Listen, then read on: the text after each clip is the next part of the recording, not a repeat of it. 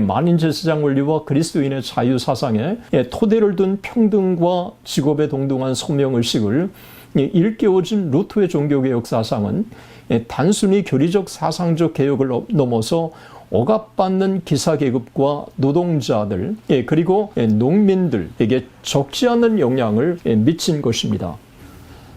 안녕하십니까. 총신대학교 신학대학원 명예교수 박용규입니다.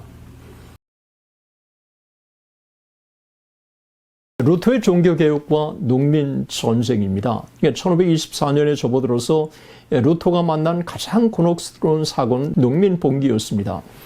독일 남서부에서 처음 시작된 봉기는 걷잡을 수 없이 독일 전역으로 확산되어 나갔습니다.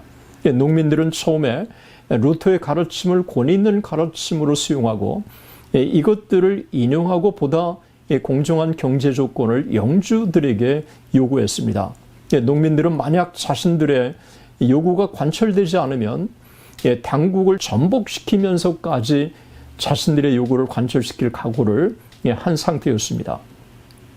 그들의 지도자 중에는 비텐베르크에서 훈련받은 신학자 토마스 뮌처가 있었습니다.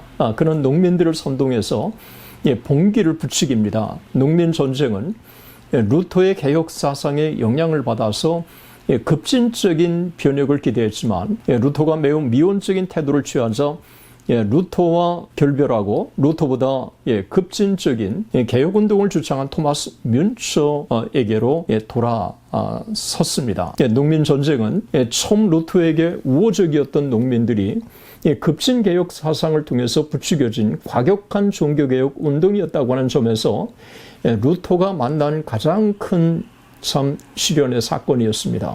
루터는 농민전쟁의 문제를 가지고 아주 심각하게 고민을 합니다. 이제 정리한다면 농민전쟁은 중세기 봉건제도화에서 권리를 박탈당한 농민들이 루터의 종교개혁 사상, 특별히 만인 제사장 원리와 그리스도인의 자유의 영향으로 자신들의 권리를 찾으려고 하는 무력 봉기에서 출발한 사건이었습니다. 특별히 짐승과 같은 노동 환경과 중과세에 시달린 독일 남부의 농민들에게는 상황이 더욱 심각했습니다. 이런 상황에서 로마 캐토릭에 맞선 루터의 개혁 사상은 독일 농민들에게 희망이었고 그리고 깊은 영향을 그들에게 자연스럽게 미친 것입니다. 농민 전쟁의 선봉장 역할을 한 토마스 뮌처 역시 루터의 열렬한 지지자였습니다. 만인 제사장 원리와 그리스도인의 자유 사상에 토대를 둔 평등과 직업에 동등한 소명의식을 일깨워진 루터의 종교개혁 사상은 단순히 교리적 사상적 개혁을 넘어서 억압받는 기사계급과 노동자들 그리고 농민들에게 적지 않은 영향을 미친 것입니다. 처음 농민들에게 우호적이었던 루터는 농민들의 행동이 과격해지고 봉기로 발전하자 그들을 강하게 비판하기 시작합니다. 그러자 농민들과 토마스 뮌처는 루터에게 크게 실망하고 자신들의 힘을 결집해서 자신들의 요구를 무력을 통해 관철하려고 한 것입니다.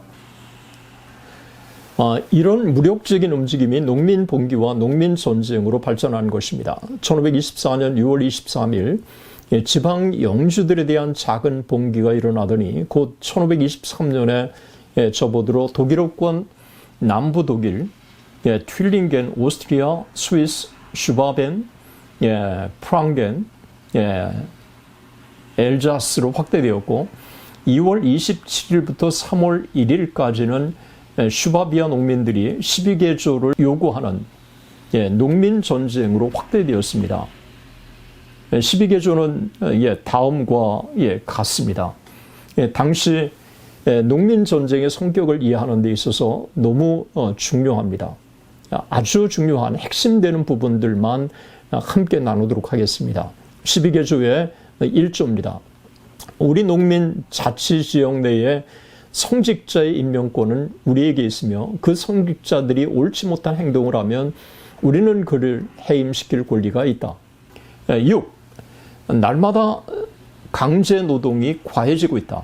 하나님의 말씀에 따라 노동의 양은 줄어져야 한다. 7. 귀족들은 우리들이 정한 노동량을 강제로 늘리면 안 된다. 10. 우리는 할당당한 밭, 논 등을 다시금 반환받고 싶다. 12. 이것이 우리 최후의 결정이다. 하나님 말씀과 맞지 않다고 생각하여 근거를 들어 우리에게 보여준다면 우리는 해당되는 규약을 삭제할 것이다. 그리고 이와 마찬가지로 이 규약에서 하나님의 말씀을 거역하고 다른 누군가가 이 조약에 대해 불만 사항을 품는다면 수정할 수 있음을 조건으로 걸 것이다. 농민들은 12개조를 교본 삼아 농민전쟁을 진행해 나갔습니다.